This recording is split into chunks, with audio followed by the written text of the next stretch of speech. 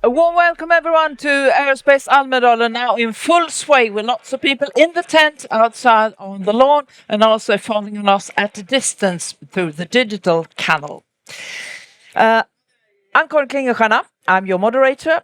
The host of our next seminar here is SAS, taking us through a highly topical and urgent issue: Swedish domestic aviation in transition. What is happening and what should we do about it?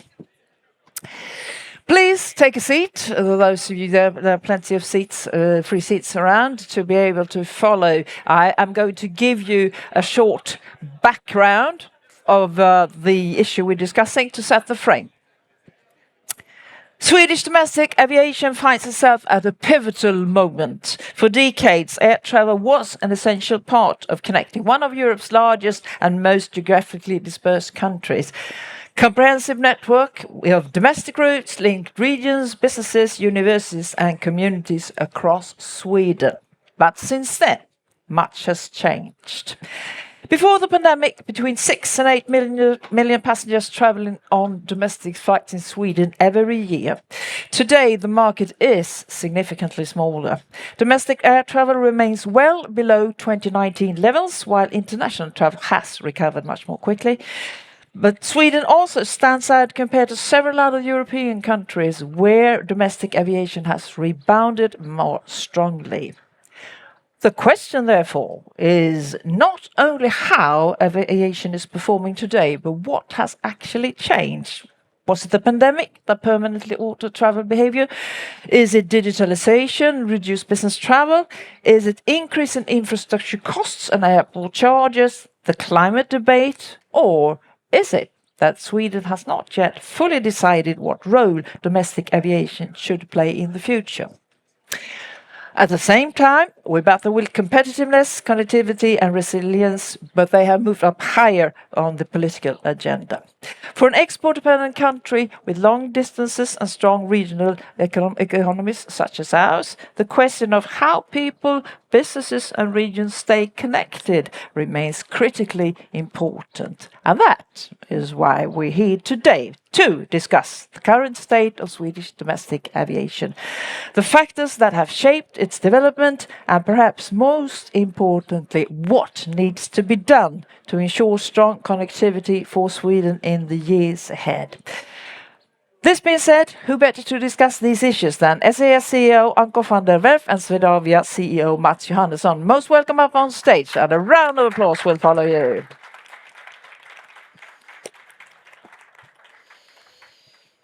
Take your position, gentlemen, please. This is actually my whistle anyway, so yeah, okay, good. Very good, most welcome. Thank you. You settled in and collaborated perfectly so far, and it's also part of our discussion as it moves on. Yeah. So basically we're going to have a discussion in three parts. If there's time, we'll have questions from the audience, if that's okay. Oh yeah, okay. Perfect. Go ahead. Yeah. But let's go for the current situation and the problem definition as it is. Here and now, Anko, if you were to briefly describe the current situation, where does Swedish aviation stand in 2026 from your perspective? Yeah, I think you summarized it extremely well in your introduction. So almost nothing to add, but let me at least then say it in my own words. But I think you really nailed it. Considerably lower than 2019 from a domestic perspective. I think we have stopped the slide. I think we're bottoming out, and I think it's going in the right direction again. But for such a big country, elongated, I've been saying this for years now, right? So even if I were to leave SAS, I would really encourage Sweden to still consider its travel policies, etc., etc. We'll get back to that. But stop the slide, but significantly lower than 2019. International travel up, and as a company, I think you've seen that we've done really well. Last year reported record profits in our history, then 79. This year we're celebrating our 80th birthday. So it's really cool. So as a company doing well, I think in this market, again, lots to do and lots to be done. We have, of course, with the BRA SAS partnership, really taken a step towards connecting and investing in Sweden again. It would be helpful if I think parts of the country would do the same thing. but let's talk about that. So, company doing well. Sweden domestic, a challenge, remains a challenge. Internationally, we're doing well. And you've been in the aviation business for several years. It used to work in Sweden, so what has changed? Yeah, great question. So of course, and I lived here twice in my life. I lived here as well 20 years ago, and did quite some things with other people also in the audience here for other airlines at other airports than just Arlanda. I wasn't here at the beginning of the pandemic, but I think a couple of things changed, probably. 3 things. One, flight shame probably had something to do with it. Yeah. I think certainly this working from home thing, and I keep on saying working from home because I'm not a big believer in it. I'm very old-fashioned, but I do believe that human creativity and human transfer of knowledge, expertise, and just brain sharing is better done in real life, like we're doing today here. I'm very happy to see all of you. And so it's not about distrusting that people work from home, but I don't like for an organization to only work from home. But because we were probably so digitally native and working from home really works and is possible in Sweden because everybody's got 5G and right, everything works. I think the third thing that came into play is probably then the most dominant one, and that is that I think a lot of companies found it very easy to say, you know what, we're going to slash our travel budgets. And a combination of those 3 things has probably been what is going on in Sweden at the moment. And those travel budgets, I think, is definitely something that companies, businesses, regional politics, local politics needs to consider again, right? So again, be very mindful, be very careful. If you don't invest in this infrastructure and it disappears, then you're gonna be, as a country, in a much worse shape. And I still say this relatively neutrally, objectively. I don't hold a passport. I pay taxes here. But be very mindful in such a big country what you stand to lose. Yes, a caveat indeed there. So, Mats, how long have you been in your current position? 3 months now. 3 months. Yeah. So fairly new still. Yeah. Good. But still, you were also thrusted into a situation which is complex and complicated as well. As, let's say, new on the job here, what stands out to you immediately? I mean, it's fair to say that the glass is rather half empty than half full. I mean, looking at domestic transportation, as you said, we're down about 40% since 2019. That, of course, affects operations and connectivity domestically. Then also looking internationally, I mean, we can see that Copenhagen has developed well. I mean, also in cooperation with SAS to a large extent. We can see that Finnair at Helsinki is finding their niche. And I mean, we are at a position where we definitely risk of becoming a second-tier airport at Arlanda. And I think the important part going forward is actually looking at those two combined. So it's building a stronger domestic network, and by that also ensuring that we have international connectivity. So definitely a challenging situation. What I find positive is the momentum in relation to, I mean, how do we talk about aviation? I feel that the flight shame debate has definitely changed a lot. I feel that the political decisions over the last couple of years is going not pro-aviation, but at least transportation neutral, and that's important for us as well. And I think looking at what the companies acquire and the way that we travel, I think that a lot of things is developing in a good momentum in terms of what we're saying. But from my point of view, I've also read enough of kind of like connectivity reports. I don't need a new report, so it's more of getting into business of what you actually can do about it. Okay, yeah. And you're spot on there. I mean, the media debate or the discourse in media is, of course, critical to public opinion. Yeah. So would you say, Anko, do you share Mats' view here about the paradigm or the discourse about aviation has changed towards more positive? Yeah, I think so. And I said I think the slide has stopped, right? And that's always the beginning of hopefully something new.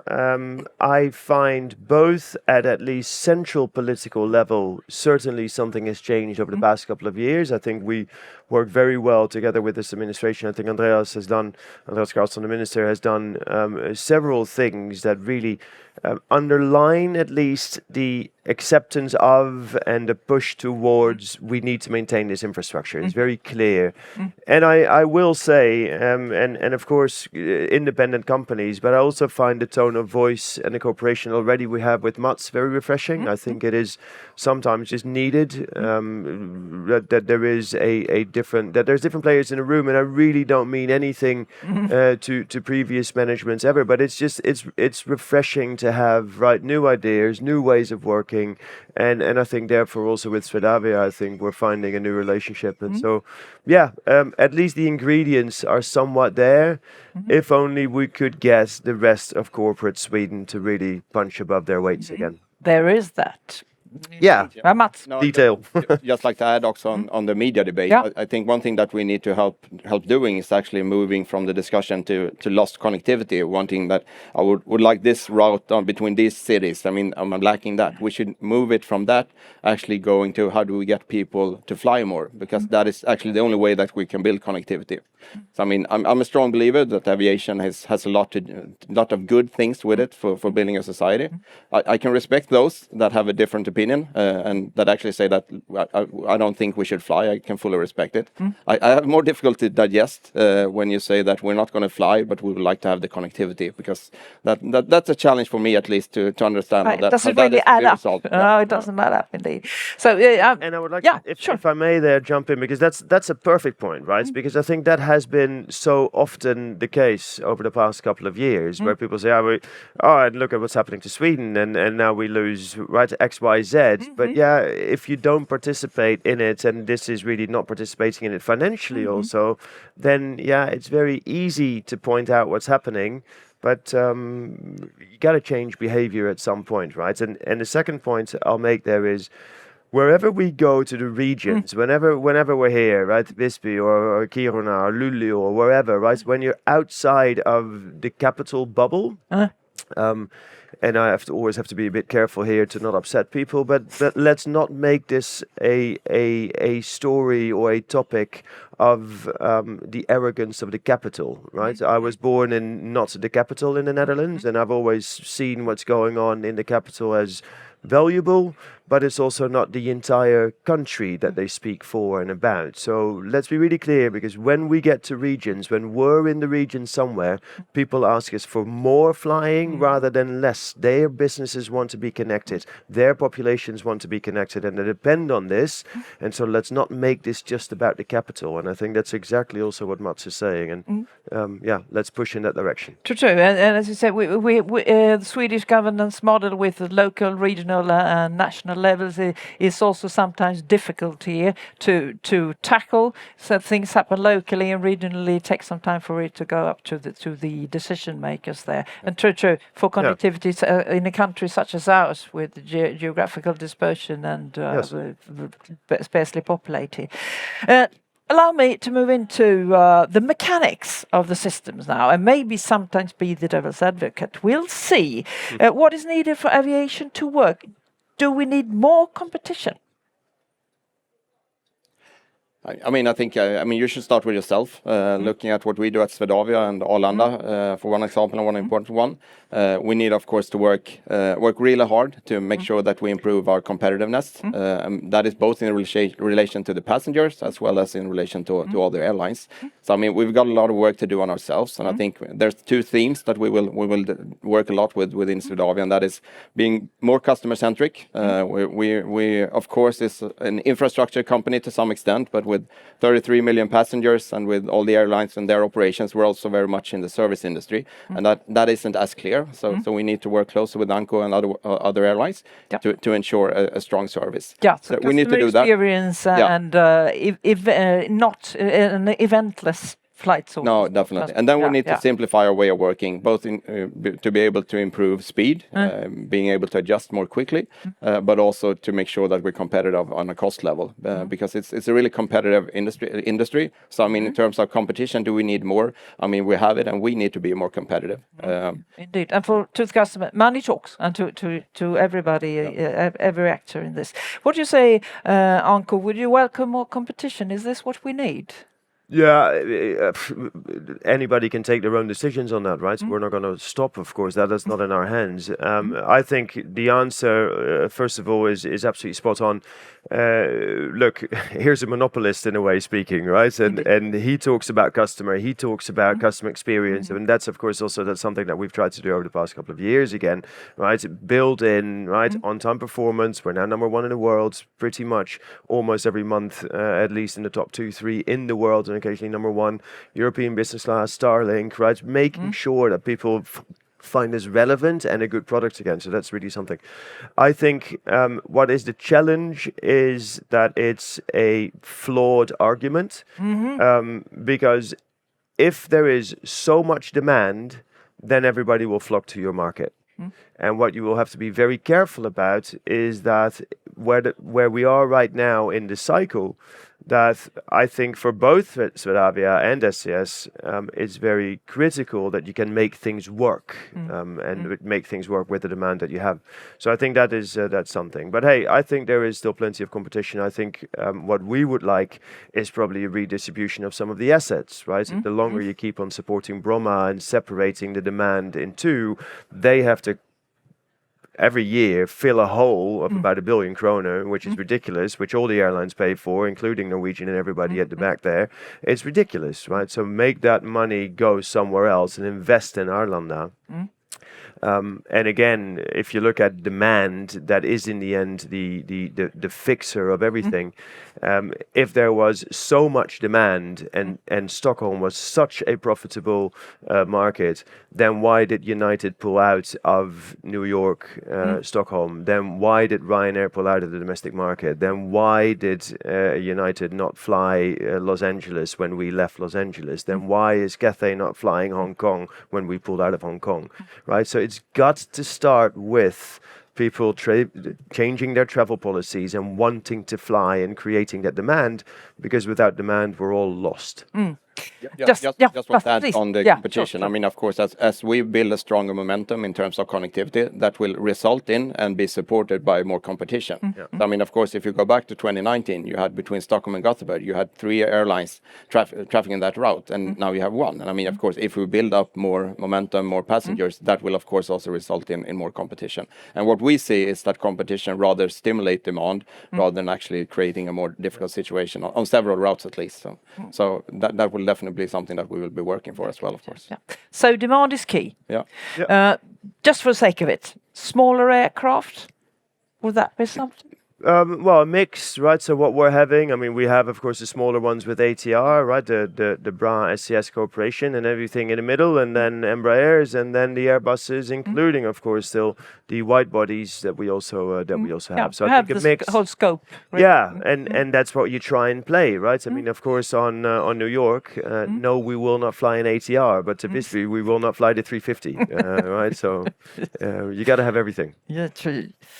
So let's move towards the future. We are always in one way or other doing that, but I would like to be concrete here. And back to the system level, does Sweden need a different aviation system than the one we have today? Or is the industry stuck in outdated structures and ways of thinking?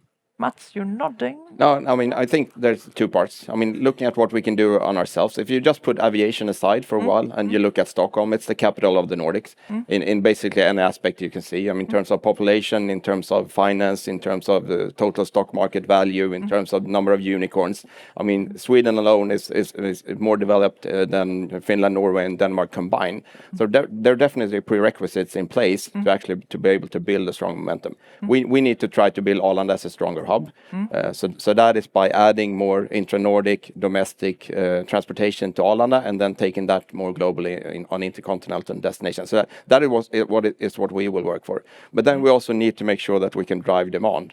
And I think one thing that I would wish in terms of political aspects and system, I would like stability. So I mean, it's a sensitive industry to start mixing with, so stability is one key. But then I also think we need to work with kind of the remains of the flight chain. And for me, that is represented by the travel policies. And we need to definitely start working with those, both in the public entities as well as the private sector. And I think the key to do that is actually working even harder on SAF with sustainable air fuel.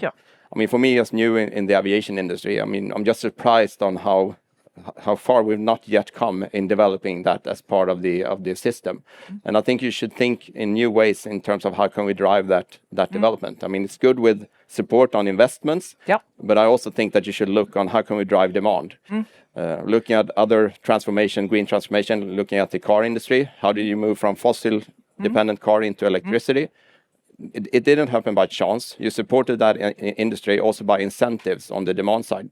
So you should actually open up, I think, to look at how can we support the demand by actually incentivizing people to choose SAF when flying, both domestically and internationally. So I think those kind of things should be key things for me going forward. Yeah, and again, money talks. So, Anko, do you see that there is a willingness to pay for green fuel or green flights?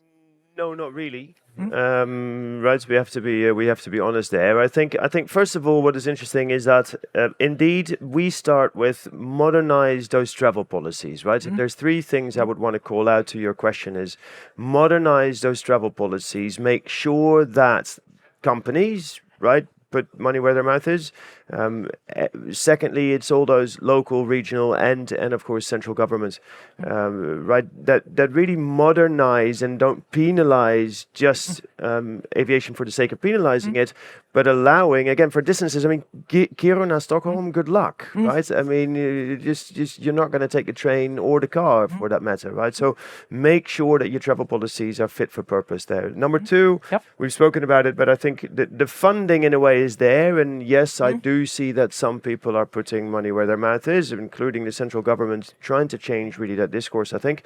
But then within that system, if you still have to fund all sorts of loss makers, and you know that I'm very fond of Bromma, and so make sure that they are actually allowing to succeed, right? Allow Swedavia to invest where also they think it makes sense. And three, and just this morning was a case in point. I was really fortunate. Was an accident on the E4, and I think it happened just maybe 500 meters in front of me or something. So I was only stuck maybe for 10 minutes. But if I would have been even further down, I would absolutely not have made this flight. I made this flight by about 3 minutes, and that is also again the whole environment, the whole setting surrounding of Swedavia, of Arlanda needs investment, right? It's just multimodal approach. Multimodal. I mean, go to this is not futuristic anymore, right? Go to Oslo, go to Helsinki, go to Copenhagen, go to Amsterdam. I mean, the three layers of all of that train connectivity and all of then road connectivity is so much better developed in other places than at Arlanda. Yeah, and just to compliment on that, I think good news in terms of that is Trafikverket's nationella plan, where they actually see target capacity increases both for railway and roads to and from Arlanda. So that's good news. And then in terms of intermodality, I mean we have the infrastructure in place in terms of railways coming to and from Stockholm. We have the commuter trains as well as Arlanda Express. I mean the challenge there, which shouldn't be underestimated, is the historical reason for why it's set up as it is right now with the station fee and so forth. But otherwise, I mean, in terms of infrastructure, which should be the difficult part to get in place, is actually there. So try to work even closer with Arlanda Express and also the region in Stockholm, trying to develop that kind of intermodal transport is also important, of course. And here we're touching upon private and public collaboration and financing as well. Are we a bit behind on this, you think, in Sweden, Anko? I think you're probably you're probably very Swedish. And this is of course going to get me in trouble. I get that. But I think this national debate has been going on for too long. There's too much talk. There's too much consensus. Just bite the bullet, right? And a couple of big things. This is not going to solve itself by more talking. I think the cards are stacked, right? It's the deck is ready. We know the arguments by now. Take a decision, left or right, and of course we're both arguing for take a decision in a direction that will favor aviation as a whole. That will create more competition. I mean, again, right? The Bromma issue is if you free up 1 billion kroner for Swedavia every year, and they can just work with that billion. So it's not even asking society to put in more money, right? But it's just making making sure that that will lead to lower charges. So then Norwegian, SAS, everybody else, right? It will lead to lower fares. It will lead to lower, and so that is really what we're talking about. And by not addressing these issues around infrastructure for Arlanda, around capital allocation for Swedavia, not changing travel policies, it will be here next year, and we'll have the exact same arguments also in 10 years again. Yeah, so aviation as a whole would benefit from these measures. The country obviously. would benefit. The country, the indeed. country would benefit. Are you ready for opening up for questions from the floor? Definitely. Is there anyone who would like to ask? Yes, and Patrick will provide you with a microphone. Question to Yeah, you're on. Works. a question to Anko here. You say that there was 1 billion crown per year Swedavia could save by closing Bromma. Could you give more details about that? A second question, your partner BRA is the one who actually got Swedavia to invest 1.5 billion Swedish crowns for the airport. You want the airport closed, then they are sunk costs. They don't disappear, the costs Swedavia have for this 1.5 billion crowns. So help us with the calculations here. Yes. No, very happy to help you with the calculations, and I would like to go 45 years back. If you go 45 years back, I would have already argued that you should have closed Bromma. One of the differences to all of these markets that we have discussed, Oslo has got one airport. Amsterdam has got one airport. Helsinki has got one airport. Copenhagen has got one airport. Do you really need two? I don't believe so. And I think by splitting that demand for so long, what you have tried to do is keep weaker airlines alive in weaker airports. And that money, over 45 years, maybe longer, I don't know when the split happened, but at least 45 years what I have seen, that is money that you could have invested in one airport with one bigger infrastructure, with all the roadworks around it, all the trains development around it, and you could have built a lot more. Now, the 1 billion is also coming from the fact that overall, Swedavia is one big thing. And the profit center of Swedavia is Arlanda. And there is a couple of airports, Bromma being one of them, that are heavily loss-making. In the depth of COVID, 23, 22, 555 kroner was the subsidy for every departing passenger from Bromma. Every departing passenger from Bromma cost the state, us, taxpayers, 555 kroner. To keep the lights on, keep the airport open, make sure that BRA had still a fighting chance to win. And of course, that's whatever 1.5 billion a number that you talk about, I don't know when that was, but before the pandemic, when BRA was 2.2 million passengers a year, that could have made sense. Right? As a standalone case, I'm still arguing for society, go for one airport, make sure that the infrastructure is in place. But since the pandemic, and that's not going to change anymore, for BRA going from 2.2 million passengers a year to about 900,000 a year and dropping, you're never going to save a weak airline with a weak airport as a combination. It's not going to happen. So bite the bullet. Yeah.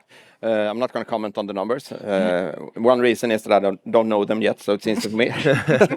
But I mean, it's an important topic, and I have quite high hopes in the inquiry that is right now being run by Anders Flanking, that will be presented in September, to make sure that we can set a strategic vision for like how will the state take care of both connectivity matters as well as making sure that we can be competitive on the international travel market as well. So I'm looking forward to read that as well. Yeah. Good to hear. So just very few takeaways. Demand is key. Adjust travel policies to be more fair. Focus on the hub that really counts and brings in money. And also on customer experience and smooth transitions. Is there anything you would like to add? No, I think you summarized it quite well. Yeah. Our three asks are indeed that companies, but including local governments, regional governments, and central government, really review travel policies, right? As we have debated. Secondly, for Swedavia to really, in a way, run its own financial course, right? That we provide the conditions to succeed. And three, that we invest in infrastructure around Arlanda. Right, so I think that's incredibly important if you want to bring that up to par with, for instance, Oslo, Copenhagen, Amsterdam. I think you'd be better served as a country doing that. Here. Thank you so much for a very energizing discussion. Looking you. forward to future developments. Thank you. Thank you.